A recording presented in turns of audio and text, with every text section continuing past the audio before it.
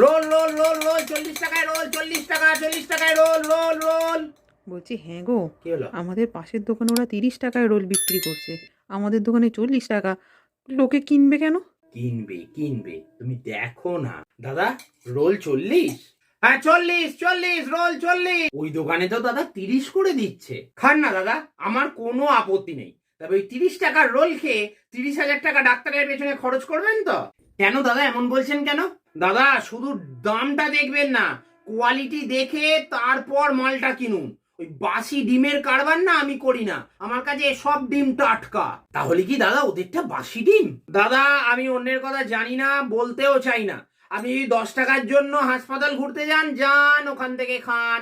না না দাদা থাক, আপনি বরং আমাকে আমাকে 4টে রোল পার্সেল করে দিন। টোটো দাদা 4টে রোল পার্সেল। হ্যাঁ গো, বলছি শোনো না, আমরা তো একই লোকের থেকে ডিম নিই, তাহলে ওদেরটা বাসি হলো কি করে? একে বলে ব্যবসা, বুঝলে? Business business.